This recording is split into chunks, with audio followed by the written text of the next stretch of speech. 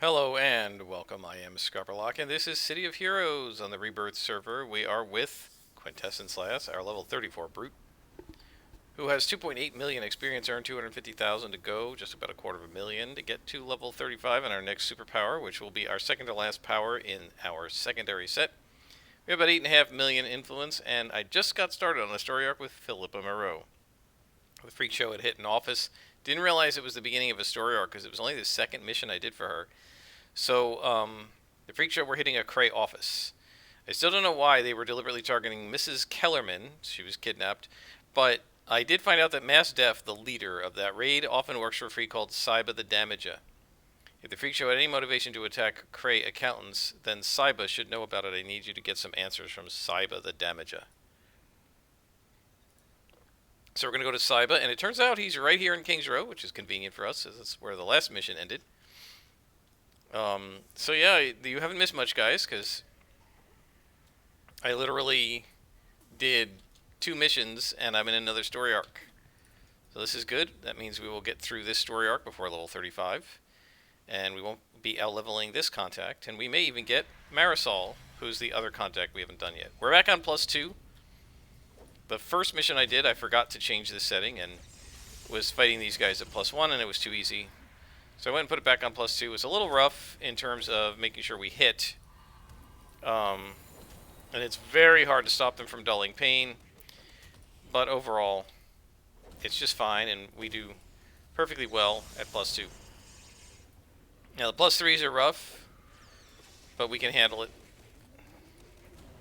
And that's what brutes are all about, going in, fighting things way above their level, and just crushing. Which is super fun. So it's Sunday, and last night we had my D&D game, and for those of you who've been maybe paying attention to what our game has been like, my sorcerer player, my best friend is playing a sorcerer whose girlfriend, he was looking for her. He hadn't seen her in a long time, so she was kind of missing. Hadn't seen her in a couple of years, and he heard that she was missing at sea after she got on board a ship, a merchant ship, to go traveling to Rome, and she never got there.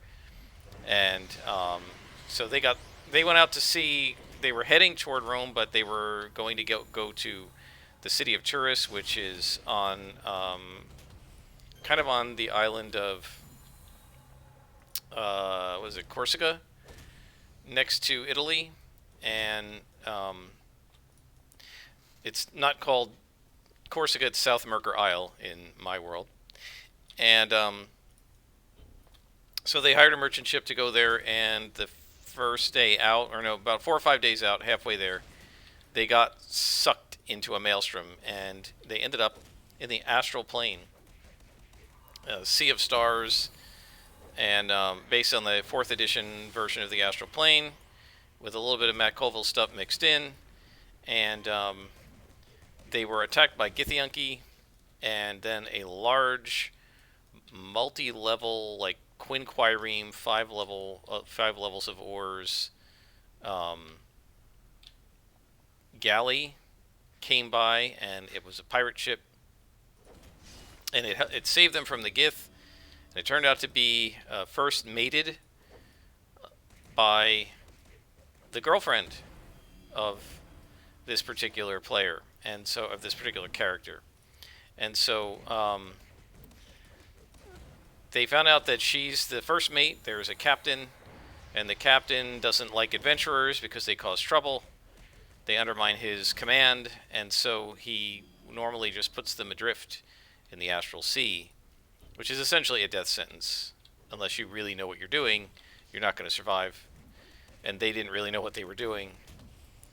He told them he would let them, he would not do that to them if they were willing to go and get a pearl from the brain of an astral dragon.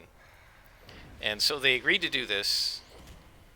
For details, see my earlier episodes. And the last we left off, they had gone to the dragon, and they had made a deal with the dragon. Basically what they did was they told the dragon, we were sent here to hunt for your pearl from your brain, but if you can give us a way to go home, then we don't need the pearl, and we'll leave you alone. And the dragon made a counteroffer and said, give me some treasure, and I'll tell you the way to get home. And they did, and he did. So that's where we left it. And I was all prepped to have them go back through the maelstrom and, go back home. But of course, my friend had 2 weeks to think about this and figured that his character would not just want to leave without his girlfriend. And so he made the proposal to the group. He said, this dragon is super powerful, right? What if we get the dragon to fight the captain, One Horn, who's a minotaur, for us? Right? We can convince the dragon that perhaps it would help the dragon too, because then otherwise this guy's going to keep sending emissaries to try and get this pearl. And so this would make the dragon safe. And that actually wasn't an unreasonable idea, but their plan was to have the dragon go back with them to fight the pirates and try to kill One Horn. And I'm sitting here thinking, okay, I'm totally not ready for this, because I thought that the encounter with the dragon was over. And the idea of, like, I'm sitting here as they're talking amongst each other, right, before they made the offer to the dragon, I'm sitting here thinking, assuming the dragon were to agree to this, I have no way of running this encounter, right? A dragon against a legendary, a dragon who's legendary against a legendary NPC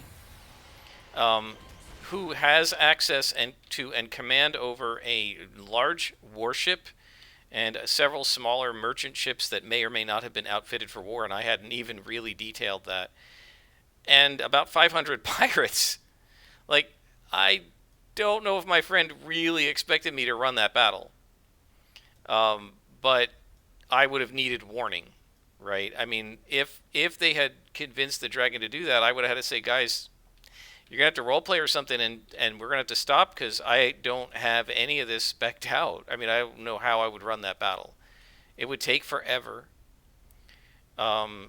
Theoretically, it could be run as a Matt Colville Strongholds and Followers unit battle, with the dragon being one unit, each of the ships being another unit, and maybe One Horn being another, or maybe letting the players fight One Horn or something, I don't know. I thought about that afterwards, but it would have taken me several hours to set up the units to the correct strength. I'm not an expert at Strongholds and Followers war, and so when I set up unit strengths, I then have to test them against each other to see if it's even going to be worth having the battle, or if one side is just going to steamroll the other.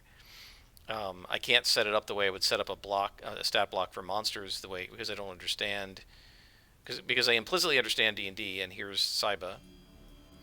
But I don't implicitly understand in terms of how the mechanics work against each other, what the right way is to set up Strongholds and Followers units. So it's very possible, very likely, in fact, highly probable, that if I had tried to run it with just making up units off the top of my head, I almost certainly would have done something that was not fun, because it would have been either too easy or too hard. So I was sitting there thinking, what am I going to do? But my out here, I think, was the dragon was true neutral, right? So it really, what reason does it have to go after this guy? It thinks it's safe. It's quite proud. It was already able to convince one group, to defeat one group and convince the other group not to attack it. So why would it think that it needs help from these guys, or needs to help them? And it was sort of transparently obvious that what they really wanted was the dragon's help to defeat Captain One Horn, right? So I said, make a persuasion check, and I just hoped, and I got really lucky. The one guy did it with advantage. I can't remember why he had advantage, but they rolled with advantage, and he got like a 14. And as soon as he rolled, he's like, ah. And I'm like, okay, that's my out. He failed his persuasion check, right? A hard persuasion would be, 18 to 20. And so if he'd rolled like a natural 20 or something, I would have been like, crap, the dragon's going to have to agree to this, right? Because it is sort of reasonable that he would want to stop any future attacks from coming at him. And if they persuade that well, but fortunately the roll was low, so I didn't have to deal with it. I'll continue the story, but let's look at what Philippa says. According to Saiba, the freaks were paid to get Mrs. Kellerman. I wonder who would want a young, newlywed accountant dead. Or more to the point, who'd want her dead body enough to sick the freak show on her entire office? Saiba managed that he was supposed to be paid the rest of the money shortly. I'll see if I can find out where that meeting was supposed to take place. According to Saiba the Damager, the freaks are supposed to be paid today by the person who hired them to kill Mrs. Kellerman. I don't know if that person will show. After all, you saved Mrs. Kellerman, so the freaks didn't exactly fulfill their end of the bargain, but you should probably show up for the meeting anyway. See if you can find out why they were sent after Mrs. Kellerman. This is going to be Independence Port. So they had a conversation with the dragon. The dragon basically told them, I'm not interested. They then asked the dragon, which they had not, I guess, thought to ask the last time. I thought they had, but I guess not. They asked the dragon, how long does the maelstrom stay put? Because he told them, I'll tell you where the maelstrom is right now, but it's not going to stay there. It moves around. So they asked it, how long does it stay? And it said, it varies. I don't know, right? There's no way to tell. But the longer you wait, the higher the chance it's going to disappear or move. And so then they realized, okay, we kind of have no choice. So they used the sending spell. I was prepared for, to ask, well, first of all, to tell the girlfriend where the maelstrom is in case these guys want to go through it. But she said, I'm going to stick here and try to take over. She's told them she wants to become the captain. And she's pretty convinced that she can do it, but she needs time. And so there was some sending back and forth. They did it a few times. My friend role-played his character as being very frustrated. But at least he knows she's theoretically safe, and he knows where she is, and he knows what happened to her. And they went back out of the maelstrom. They took a skill challenge to get to the maelstrom, and they aced that. They did really well. And then once they were back, they were on a ship, a small boat, right, catamaran, in the middle of the Mediterranean Sea. And I had thought about, how am I going to do this, right? They don't know how to sail. And I don't know if they're going to think, if the cleric's going to think to ask Apollo for help or what, because he could use, there's a spell called augury where he could just say, if we go in this direction, will it be weal or woe, good or bad? And Apollo could have told him, and I think he could ask enough questions that they might have been able to sort of narrow it down. But instead, I decided the sorcerer is still looking for his mother, and his mother is in roughly the same direction. Well, I had them come out of the maelstrom, so that the place they wanted to go, Turris, was to the east, and so was Rome. Basically, they're in the same direction. And so I just had the pendant, which is this thing that he inherited from his father, but thinks he inherited from his mother. The pendant pointed like a compass to the east, and that got them to Turris. And he didn't think to check it again, and I didn't think to tell him. It's still pointing east, because his mother isn't in Turris. She's in Ostia, which is the port of Rome. So, so they got to Turris, and one of the first things they decided to do, a couple of them, was to leave votive offerings, and I didn't initially expect them to do this, to leave votive offerings, one to Neptune and one to Diana, because those are the two temples that are there, to thank them for getting there safely. And so what I had thought they were going to do was say, let's go to the Temple of Diana and ask for permission to get inside so that we can see this statue, because they're looking for these statues that are hiding secrets that are sort of hidden inside the various temples of different gods. And the Temple of Diana is the correct one. I figured they'd realize that. There's a reason for them to believe that it would be that, and they pretty much figured that one out. But they didn't say, let's go ask. They just said, let's go. And when they got there, they saw that it was guarded because it had been robbed. The votive offerings had been robbed. And the guards told them that they were guarding it because the votive offerings had been taken. But I had kind of expected them to go looking for the statue rather than to give votive offerings. So while they were talking about what to do, they kind of accepted this and then said, okay, well, we got to go somewhere else. And but then they looked around the area, and I had them notice that there was this smell of rotting fish, because that's the smell of the Kuo-toa. And they found a couple of really large, like coin-sized, gold piece-sized, larger than gold piece-sized fish scales, which are the scales of the Kuo-toa. They don't know that yet. They just know they're unusually large, strangely large fish scales. And so they were standing around debating what to do. The other character took a cow to bring to the Temple of Neptune as a votive offering. And that was also under guard. They hadn't lost any of their votive offerings, but they were under guard in case. And so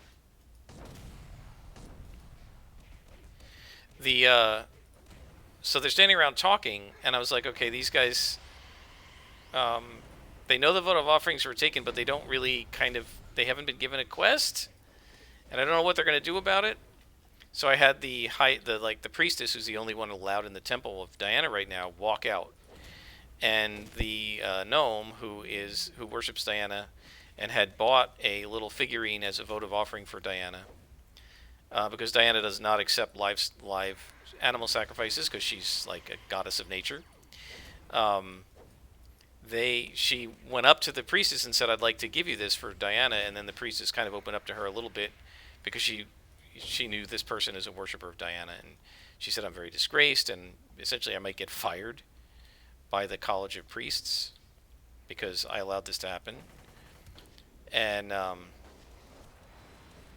3 misses in a row on this infiltrator, just great. So they know that the priestess wants the votive offerings back, and they found the fish scales. But they don't know what they're going to do about it yet, because they haven't really kind of decided. They went and got some lunch or kind of early dinner, and then they finally told the new character, in character, all the stuff that they had learned so far about the Roman Empire's history that nobody wants anybody to know about, and why they're looking. Because she finally said, like, why are you looking in these temples? Like, what are you looking for? And they finally, kind of had to tell her. And so, it's been interesting. But yeah, I didn't know what I was gonna do if they'd managed to convince the dragon to fight the pirates, because I really didn't have anything planned for a giant mega battle like that. And my friend had said, hey, look, I might suggest this. I might have been able to prep it. But he certainly didn't say that he was going to do that. So, Operative Winslow.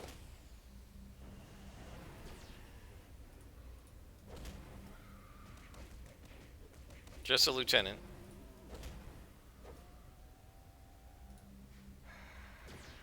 Come on. 3 misses, 4 misses in a row. Ridiculous. What chance did I have to hit this guy? I had a 46% chance, so that's why. But it's amazing how a 50-50 chance translates into 4 straight misses. It's more like what you expect when you have a 20% chance, Alright, so we got a clue. Crumpled note, remember Winslow, I don't want any of these freaks to survive. We can't trust them to stay quiet for long. Once this messy business is over and Kellerman's wife is no longer subverting his indoctrination, I can guarantee you that your handling of this incident will be well rewarded. So, let's head out.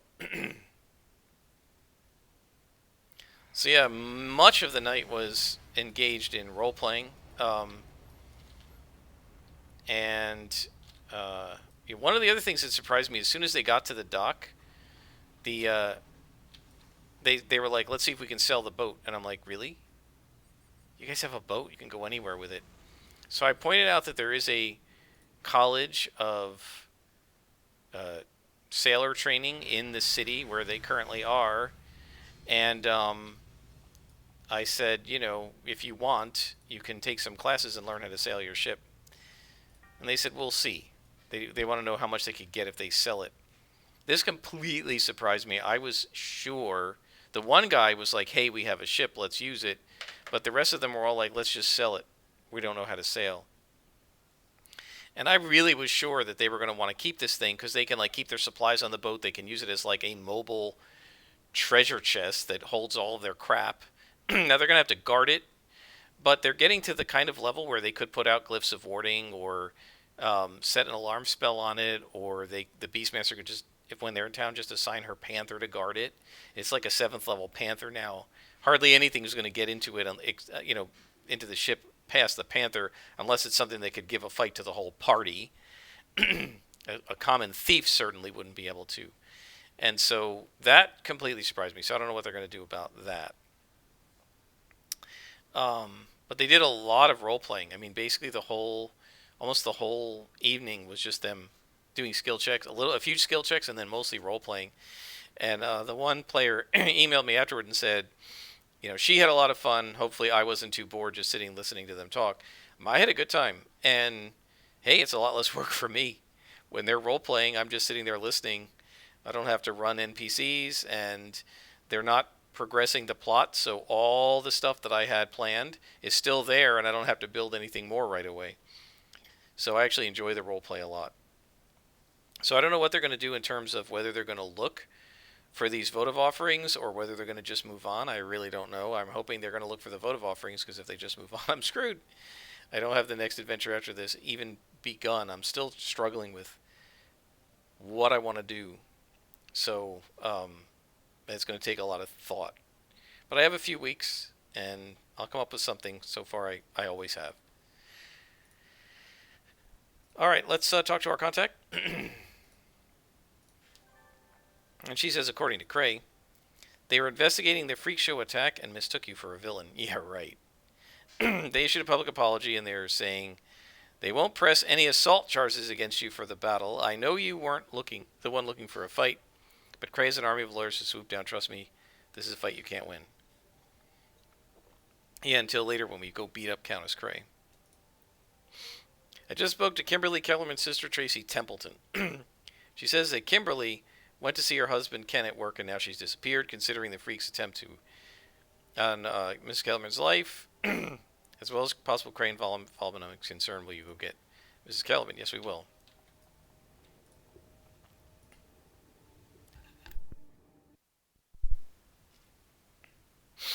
Yeah, so I've completely, I think I've completely changed my mind about what I want the next adventure to be.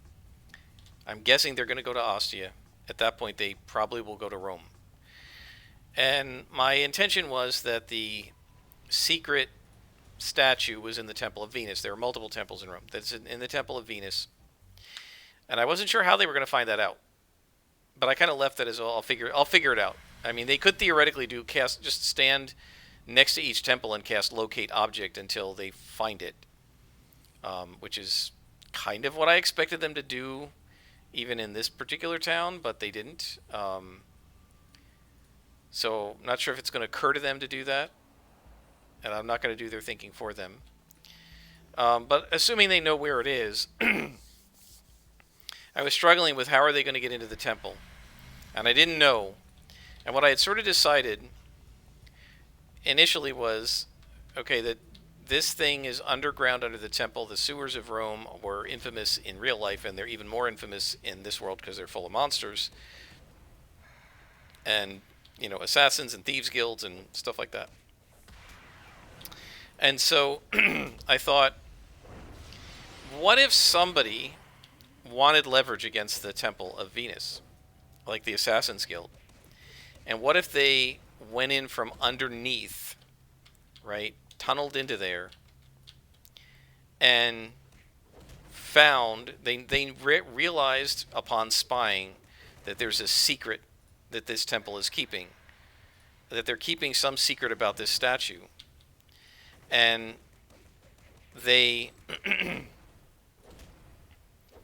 so they tunneled in underneath it, found the secret room with the secret inscription and the secret... What is my chance to hit this person? 75%, and I'm whiffing 3 and 4 times in a row? That's ridiculous. Again. Yeah, 75%, and I'm missing that much. That's just ridiculous.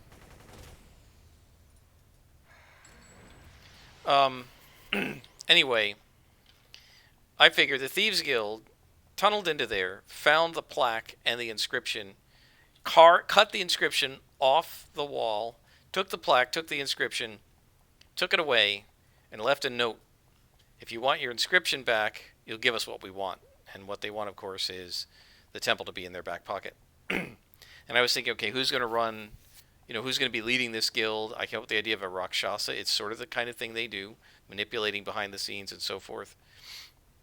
So I originally had this idea that there was going to be this Rakshasa running a secret guild, like a secret assassins guild, who's got like all the other temples in his back pocket and wants this one. And so, and they've resisted his influence, and they've refused to let him,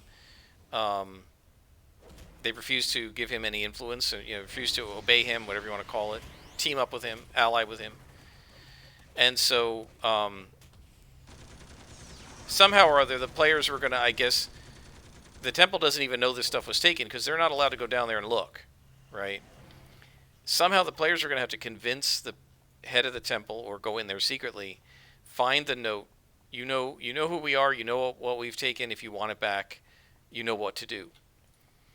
And then they would have to go to the priestess of Venus, and she would say, oh, here's what's going on. This is probably these guys. And then they would have had to get into it with the Thieves Guild, or Assassins Guild, of Rome. And I thought that could be a really cool adventure. But the problem is that it's not clear to me how they would get in. Like, it's not clear to me how they would be able to sort of sign up to do this for the temple. And I don't know, I felt like it was kind of forced. And as I thought about it, I thought maybe there's a better way to do this. The better way being, what was our to hit there? 64. You'd never know we had better than a 50-50 chance. You really wouldn't. The better way being, okay, they find out which temple it is. And I actually think now it'll be the Pantheon, where multiple gods are worshipped. My reason for that is then it's going to be a lot easier to sneak their way in, potentially. All they need to do is go in and kind of get a look at this thing, right? So if they sneak their way in and get a look at it and get a copy of the inscription, they're kind of good to go, right? That's really all they need. And so I thought about it, and I thought, well, maybe what they could do is try to convince the Thieves Guild to help them get in, right? Try to convince them to help sneak in for a price, or maybe do a quest for the Thieves Guild or something. I don't know yet. But my thought is that this will make more sense than having the thing removed. So we need to find Ken Kellerman here. We don't actually need to beat all these guys up. Let's see if we can find him. We'll go this way first, and then we'll come back. So yeah, I'm kind of thinking at this point that maybe what we're gonna do is like, my thought was, I've worked out all the whatchamacallit, the ceremonies, the feast days of Rome. I'm not going to use all the real ones because there's too many. But I worked out the different feast days, and I thought, okay, during the feast days, there are events at the Colosseum and events at the Circus Maximus. The Circus Maximus can hold up to like half the city. And so I thought, well, theoretically... Oh, you know what? Kellerman's probably up the elevator, isn't he? No, we came up the elevator. Never mind. it's a good time to try to sneak into things when everybody's at the ball game, shall we say, right? So I don't know what they're going to want to do. But my idea for this is that they need to find their way in, and if they want to use the Thieves Guild to try and sneak in, then they're going to have to, do something for the Thieves Guild. We got some lawful characters. I don't know if they're going to want to do that, especially if it's anything that they perceive to hurt the Empire.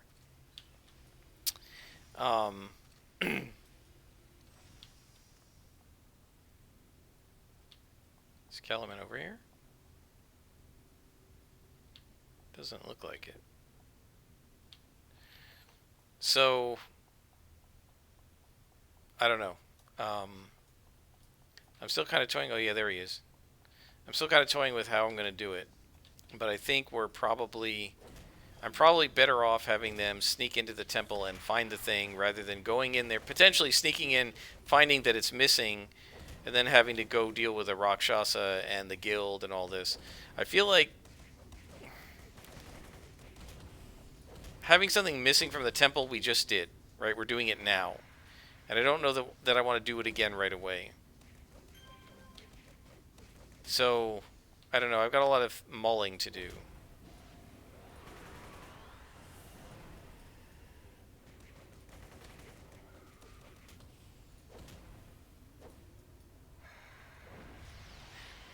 Yeah, the +3s are just brutal with the missing. Otherwise, they're fine. So, Ken says, I'm not entirely sure what's going on. When you arrived, those guards grabbed me and told me to stay here or else. It was odd, but then it's been an odd day. You say you're looking for someone named Kimberly? I met a Kimberly today. She said she knew me, and she seemed familiar, but I just couldn't place her. Shame, because she sure was pretty and sweet. A couple of security guards came and took her away. Okay, so now we know that Cray's been manipulating Ken's mind, and he doesn't remember his own wife.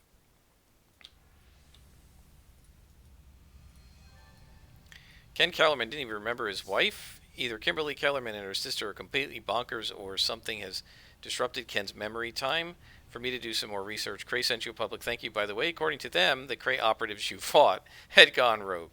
I love Cray. They're awesome. The devs did a really great job on Cray being like deceptively evil. That's a job well done. Cray is a great faction. There are a lot of really good factions in this game. Alright, folks. We've done 3 missions. I think that's enough. Until next time, I am Scrapperlock. And this has been City of Heroes on the Rebirth server.